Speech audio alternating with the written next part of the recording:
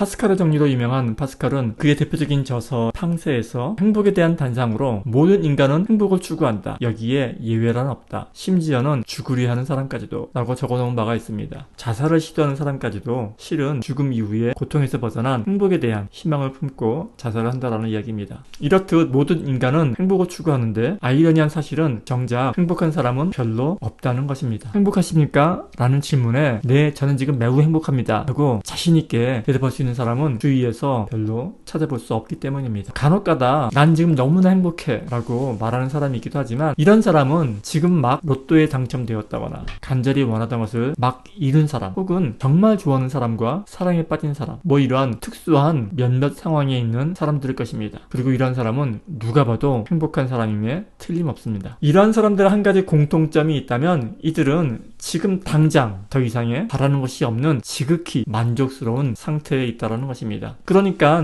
더 이상 바랄 것이 없는 상태, 지극히 만족스러운 상태가 곧 행복한 상태라는 것입니다. 사람이 지극히 만족스러운 상태가 되면 어떤 마음이 들까요? 원하는 모든 것을 이룬 상태. 우리는 경험적으로 이러한 상태가 어떤 상태인지 잘 알고 있습니다. 지극히 평온한 상태입니다. 마음이 평안한 상태입니다. 바꿔 말씀드리자면 마음이 평온한 상태가 곧 행복한 상태라고 말할 수 있을 것입니다. 그러면 이제 질문을 한번 바꿔보겠습니다. 마음이 평온하십니까?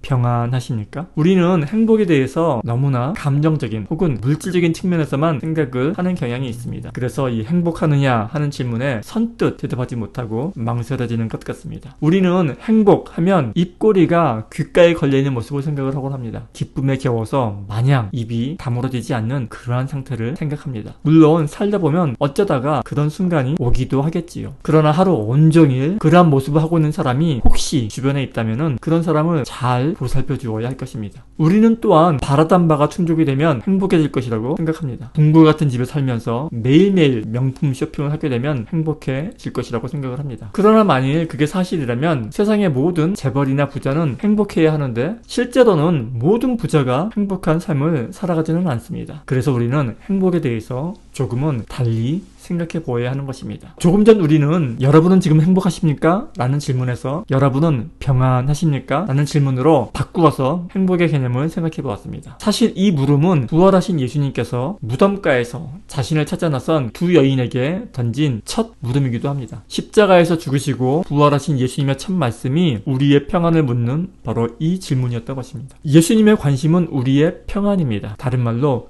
예수님의 관심은 우리의 행복입니다. 그런데 우리가 그토록 원하고 또한 예수님께서도 우리의 행복을 그렇게 원하시는데 왜 그렇게 행복한 사람, 평안한 사람을 찾기가 힘든 걸까요? 왜 그렇게 우리 가운데서 행복, 만족, 평안을 찾기가 힘든 걸까요? 이유는 간단합니다. 엉뚱한 곳에서 찾기 때문입니다. 연목구어라는 말이 있습니다. 물고기를 얻기 위해 나무에 오르는 어리석음을 조롱하는 말입니다. 물고기를 얻기 위해 나무에 오른다면 물고기를 얻을 수가 없습니다. 물고기가 없어서가 아니라 전혀 엉뚱한 곳에서 찾기 때문입니다. 우리는 행복해지기 위해서 끊임없이 무엇인가를 합니다. 이 만족이라는 항아리를 끊임없이 채워 넣습니다. 그러나 불행하게도 우리가 간과하는 한 가지 중요한 사실이 있습니다. 이 만족감이란 아무리 채워 넣어도 결코 채워지지 않는 밑빠진 항아리와 같다는 사실입니다. 어쩌면 우리 인생이란 욕망이라는 밑빠진 항아리를 채우기 위한 하나의 과정일지도 모르겠습니다. 그 항아리가 다 채워지는 날 난 정말 행복할 수 있을 거야 라는 소망을 안고 우리는 저 멀리 강가에 내려가 열심히 물을 퍼나릅니다. 그러나 바닥에 구멍이 뚫린 그 항아리는 우리가 물을 기르러 내려간 사이에 밑으로 물을 흘려보냅니다. 물이 새는 항아리를 보면서도 물이 다 새기 전에 조금 더 빨리 조금 더 열심히 채워 넣는다면 언젠가는 채워지겠지. 이 항아리가 다 채워지는 날 난 정말로 행복해질 수 있을 거야 라는 소망으로 자신을 다독이며 아직 오지 않은 미래의 행복을 위해 아직 행복하지 않은 현재를 열심히 살아가는 모습이 바로 우리의 인생이 아닐까 합니다. 우리는 평안함을, 만족함을 늘 다른 곳에서부터 가져와서 채우려 합니다. 그래서 우리의 평안, 우리의 만족에는 늘 조건이 따라붙습니다. 내가 돈이 조금만 더 많으면 행복할 텐데, 내가 좀 더 잘생겼으면 행복할 텐데, 내가 좀 더 날씬했으면 할 텐데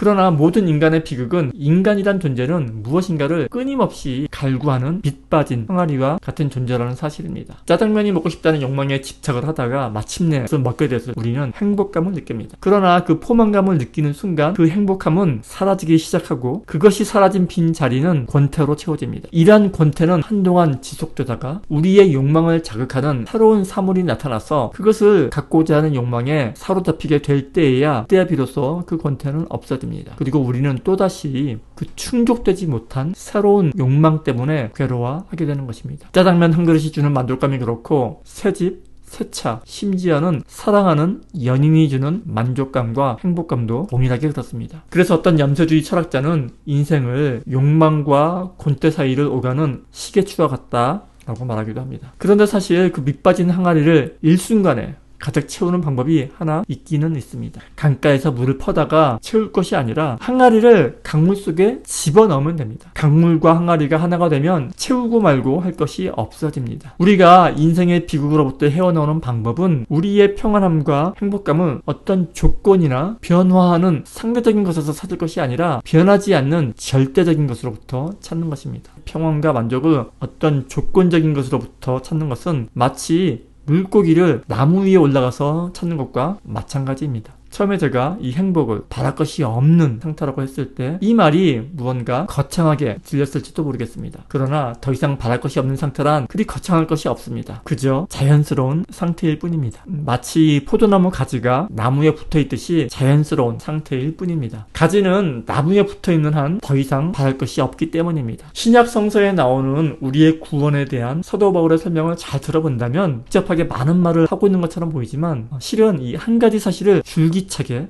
일관되게 강조하고 있는 것을 발견하게 됩니다. 그것은 바로 그리스도를 머리로 하는 몸된 교회에 대한 강조입니다. 지체의식이고 한몸 사상입니다. 행복과 평안은 다른 것을 나에게 채움으로써 얻어지는 것이 아닙니다. 본래 주 안에서 모두가 한 몸임을 깨닫게 될 때 비로소 누리게 되는 것입니다. 천국은 여기 있다 저기 있다 할 것이 아니라 하나님을 깨닫게 되는 순간 바로 그것이 천국인 것입니다. 예수님께서 2000년 전에 이 땅을 거니심이 하신 일이 바로 이러한 진리의 살파입니다. 진리가 너희를 자유케 하리라. 여기서 말하는 진정한 자유, 진정한 행복, 진정한 만족은 어디에 가서 따로 구해오는 것이 아니라 채워야 하는 것이 아니라 내 안에 계신 성령 하나님 속에 충만히 잠기는 것이라는 사실을 가르치신 것입니다. 언제나 나와 함께 하시는 진리의 성령을 늘 인정하고 의식하며 사는 삶이 늘 깨어있는 삶이며 범사에 감사하는 삶이고 구원을 누리는 삶이라는 것입니다. 우리가 예수를 믿는다고 했을 때 이 말의 의미는 예수님을 주인님 모시듯 섬기라는 뜻이 아닙니다. 예수께서 나를 따르라 하실 때 이 말의 뜻은 자신을 숭배하라는 소리가 아니라 자신의 가르침을 깨닫고 이를 삶 가운데서 실천하며 살라라는 말씀입니다. 그리고 예수님의 가르침은 세상 간단합니다. 이웃을 내 몸처럼 사랑하라는 것입니다. 왜냐하면 이웃과 나는 결국 하나이기 때문입니다.